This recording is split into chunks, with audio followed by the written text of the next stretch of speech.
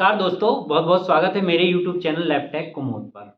अभी second counselling जो है डीएचएस की आयोजित हुई थी और आयोजित होने के बाद जो उसकी लिस्ट की पीडीएफ है वो जारी हुई थी। इसके बाद कहाँ किसकी पोस्टिंग हुई है उसका कुछ अता पता नहीं है, ना तो एमपी डीएचएस की साइट पे और ना ही किसी डिविजनल ऑफिस की साइट पे। तो बहुत बच्चों के यही सवाल आ रहे हैं कि सर क्या करें क्या नहीं करें, अब थर्ड काउंसलिंग होगी कि नहीं होगी। तो मैं आपको 3-4 चीज़ों का विश्लेषण करूंगा, स्पष्टता में आपको बताऊंगा कि होने वाला क्या है। नंबर 1 जो है काउंसलिंग के बारे में डिस्कशन करेंगे। नंबर 2 जो है संविदा रिजर्वेशन के बारे में पता करेंगे। और नंबर 3 जो है उसकी पारदर्शिता पे उठ रहे सवाल के बारे में बात करेंगे। कुछ बच्चों को साथ ही ये समझ में नहीं आ रहा कि उनकी अगर संचालनालय स्वास्थ्य सेवाओं में वेटिंग आई है तो वो सोचते हैं कि हमारी मेडिकल कॉलेजेस में क्यों नहीं आई है। तो मैं दोस्तों आपको बता दूं, दोनों विभाग अलग हैं। जो डीएमई है उसके अंतर्गत मेडिकल कॉलेजेस आते हैं और जो स्वास्थ्य विभाग है उसके अंतर्गत सीएचसी, पीएचसी, सिविल हॉस्पिटल और डीएच आता है। तो ये तो आपको क्लियर हो जाना चाहिए। जब भी चिकित्सा शिक्षा विभाग की काउंसलिंग होगी, अभी उसकी सेकेंड काउंसलिंग किसी भी मेडिकल कॉलेज की आयोजित नहीं हुई है। उन्होंने पात्र अपात्र या दोबारा मौका दिया है कि दोबारा बच्चे आके और अपना जो है डॉक्यूमेंट वेरिफिकेशन करा सकते हैं, लेकिन सेकेंड काउंसलिंग के लिए कहीं भी अभी नोटिफिकेशन जारी नहीं हुआ है। तो चिकित्सा शिक्षा विभाग की बहुत जल्द जो है सेकेंड काउंसलिंग जारी होगी, क्योंकि इन्होंने टाइम दिया है कि कब तक वो ज्वाइन करें बच्चे। जैसे ही ज्वाइनिंग डेट खत्म होगी, चिकित्सा शिक्षा विभाग की दतिया मेडिकल कॉलेज हो, ग्वालियर मेडिकल कॉलेज हो, जबलपुर मेडिकल कॉलेज हो, भोपाल मेडिकल कॉलेज हो, विदिशा मेडिकल कॉलेज हो या खंडवा मेडिकल कॉलेज हो, उनकी जरूर सेकेंड काउंसलिंग आयोजित होगी। अब रही बात स्वास्थ्य सेवाओं की। स्वास्थ्य सेवाओं से मतलब अपना district hospital, civil hospital, CSC, PSC. तो इसकी जो सेकेंड काउंसलिंग हुई थी उसमें लैब टेक्नीशियन के लिए स्पेशली 44 कैंडिडेट को इनवाइट किया था उन्होंने। अब 44 में से कितने लोगों ने ज्वाइन किया, कितने लोगों ने नहीं ज्वाइन किया, कितने लोग रिपीट हुए हैं, ये किसी को नहीं पता। क्यों? क्योंकि किसी भी ऑफिशियल साइट पे स्वास्थ्य विभाग का ये डला नहीं है। तो ये पारदर्शिता पे सवाल उठना लाजमी है। और मैं ये नहीं बोलता हूं कि जिनका चयन हो गया है या जिनकी वेटिंग क्लियर हो गई, मैं उनके विरोध में नहीं हूं, पर मैं ये चाहता हूं कि जो बच्चे रह गए हैं, जिन लोगों की वेटिंग बहुत कम कम है, उन लोगों को आप लोग जानकारी कम से कम प्रोवाइड कराएं कि कहाँ पे कितने बच्चों का सिलेक्शन हुआ है और कहाँ पे कितने बच्चों ने ज्वाइन किया है। तो कम से कम वो लोग तो अपनी तैयारी रख सकें डॉक्यूमेंट वेरिफिकेशन के लिए।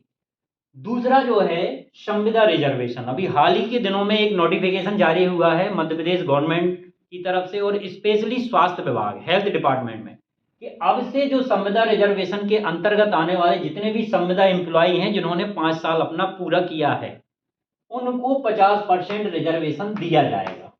क्लियर? 50% से मतलब है कि अगर 100 सीटें कहीं पे भी हैं और 100 सीटों में भी जो जो कैटेगरी है, चाहे यूआर हो, ईडब्ल्यूएस हो, एससी हो, एसटी हो या ओबीसी हो, उनमें से 50% रिजर्वेशन। तो कुल मिला के आप लोगों का कंपटीशन बढ़ गया है। पर मैं अब इनका भी नहीं बोलूंगा कि संविदा वालों को क्यों रिजर्वेशन दिया जा रहा है, क्योंकि संविदा वालों ने भी बहुत लंबे समय से लड़ाई लड़ी है और वो उसी पोस्ट पे हैं। पर नए बच्चों को अब अपने आप से और बेहतर प्रदर्शन करना पड़ेगा और बेहतर जो है तैयारी करनी पड़ेगी।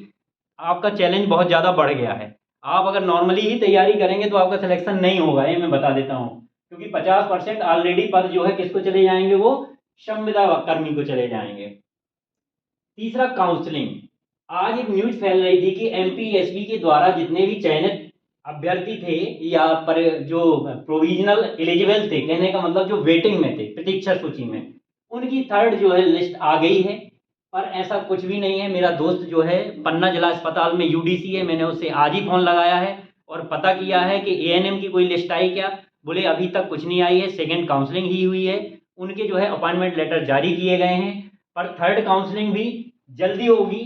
पर अब बात यह है कि काउंसलिंग होगी या नहीं होगी, ये डिपेंड करता है कल या परसों की आचार संहिता पे या आचार संहिता पे, क्योंकि सेंट्रल गवर्नमेंट जो है कल या परसों की डेट में आचार संहिता जारी कर देगा। अब अगर चाहेंगे ये तो पूरी भर्ती करा सकते हैं, पूरी वेटिंग क्लियर करा सकते हैं। और अगर इनको बहाना चाहिए होगा गवर्नमेंट को तो वो बिल्कुल बोल देंगे कि अभी देखो आचार संहिता लगी हुई है तो मैं आपकी ज्वाइनिंग नहीं करा सकता, मैं आपकी काउंसलिंग नहीं करा सकता।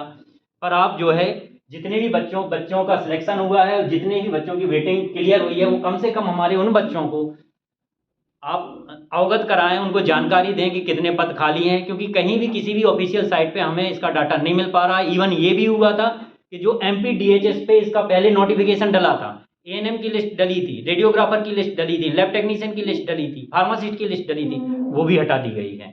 पोस्टिंग में कहाँ किसको CSC PSC मिल रही है, कोई अता पता नहीं है। तो मैं तो ये चाहूँगा कि जो नीचे रह गए हैं बच्चे, उनका उत्थान हो और ये उसमें आप लोग मदद करें। दूसरी चीज़, मैं अपने ही यूट्यूब चैनल पे एक कम्युनिटी पे एक क्वेश्चन रोज डालता हूँ, तो जिनके नंबर कम आए हैं, जो वेटिंग में रह गए हैं, जो DMLT BMLT स्टूडेंट्स हैं, उसमें आपको बहुत ज़्यादा समय नहीं लगेगा। हो सकता है आपको यूट्यूब जो वीडियो रहते लंबे लंबे उसमें टाइम लगता हो देखने में, तो उस पर ज़रूर आप एक वोट करें, कमेंट्स करें, तो ऐसा होगा कि आपकी जो है सतत एक तैयारी होती रहेगी और आपको ऐसा लगेगा कि आप रेगुलेशन में पढ़ाई कर रहे हैं। और जैसा कि मैं बार बार कहता हूं कि आप 2 घंटे जरूर पढ़ें, आपका सिलेक्शन पक्का होगा। निराशा बिल्कुल भी आप ना रखें अपने मन में। तो ऐसे ही अपडेटेड वीडियो देखने के लिए मेरे चैनल को सब्सक्राइब करें, लाइक करें, शेयर करें, कमेंट्स करें और बेल आइकॉन प्रेस करें, ताकि अपडेटेड वीडियो आपको मिलते रहें। Thank you friends.